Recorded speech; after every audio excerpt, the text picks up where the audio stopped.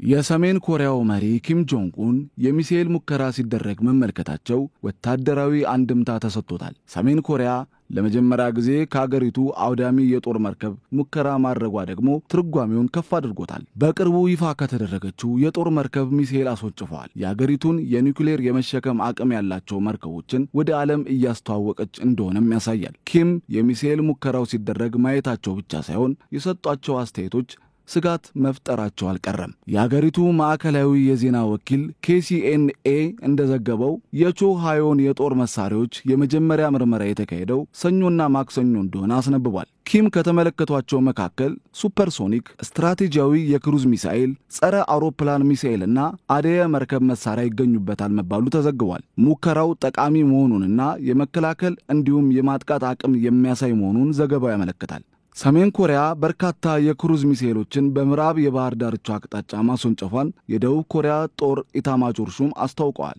ሚሳኤሎቹ የተተኮሱት በአገሪቱ ሰዓት አቆጣጠር ከቀኑ 7 ሰዓት ላይ ሲሆን እንቅስቃሴዎቻቸው በደቡብ ኮሪያና በዩናይትድ ስቴትስ መረጃ ድርጅት ክትትል ይደረግባቸው እንደነበረ የደቡብ ኮሪያ የጋራ ጦር ኃይሎች አዛዥ ተናግረዋል። በደቡብ ኮሪያና በአሜሪካ ወታደሮች የሚደረጉ ወታደራዊ እንቅስቃሴዎችና በሰሜን ኮሪያ የጦር መሳሪያዎች ሙከራ መባባሱን ተከትሎ በኮሪያ ልሳነ ምድር ውጥረት ነግሷል። ሰሜን ኮሪያ የሚሳኤል ሙከራ በመሪዋ ፊት ለፊት ማድረጓ አደገኛ ነው የምትለው አሜሪካ ኪም ጆንግ የኒውክሌር የጦር መሳሪያ እንዲተኮስ ትዕዛዝ ሊሰጡ ይችላሉ እያለች ነው። ኪም የኒውክሌር ማበልጸግ ሥራ ሊፋጠን ይገባል ማለታቸው እንደ አንድ ምልክት ተቆጥሯል። 5000 ቶን አውዳሚ የጦር መሳሪያ ባለፈው ሳምንት ይፋ ሆኗል። በሰሜን ኮሪያ ምዕራባዊ የባህር ዳርቻ ናምፖ ወደብ ላይ መርከቧን በማስተዋወቅ በተካሄደው ስነ ስርዓት ላይ ኪም የመርከቧ ግንባታ በሰሜን ኮሪያ የባህር ኃይል ማሻሻያ ላይ ያለውን ግኝት ያሳያል ብለዋል። ይህም ማለት በኮሪያ ባህረ ገብ መሬት ላይ ባለው የባህር ዳርቻ ላይ ብቻ ሳይሆን በሰፊ የውቅያኖስ ክፍል ውስጥ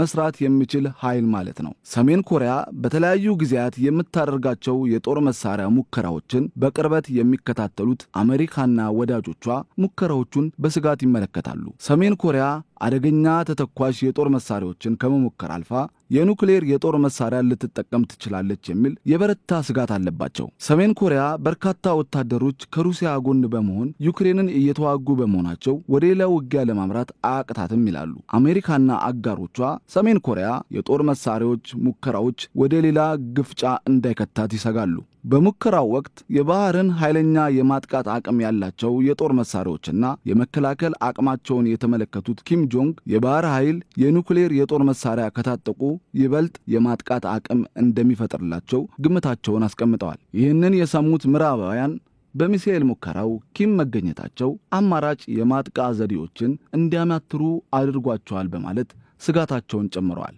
ሰሜን ኮሪያ ከሩሲያ ጎን ተሰልፈው ዩክሬንን የሚዋጉ ወታደሮችን መላኳን ለመጀመሪያ ጊዜ ማረጋገጧም የአሁኑ ሙከራ በስጋት መልክ እንዲያዩ አድርጓቸዋል ምዕራባውያን። በመንግስታዊ የዜና ወኪል KCNA ላይ የአገሪቱ ጦር ባሰራጨው ዘገባ ወታደሮቹ በመሪው ኪም ጆንግ ኡን ትዕዛዝ የኩርስክን ክልል ሙሉ በሙሉ ነፃ እንዲያወጡ ረድተዋል ሲል ገልጿል። ሰሜን ኮሪያ ከሩሲያ ጋር በቅልዝ በመተባበር ወደ ጦርነት መግባቷ ወደ ሌላ ጦርነት ለመግባት እድሉን ይፈጥርላታል የሚሉም በርካቶች ናቸው። ፒዮንግያንግ ምዕራባውያን እንደሚሉት አለመሆኗን ብትገልጽም እንደምትለው አይደለም በሚል ስጋት መልክ የምትታይ ሀገር ሆናለች።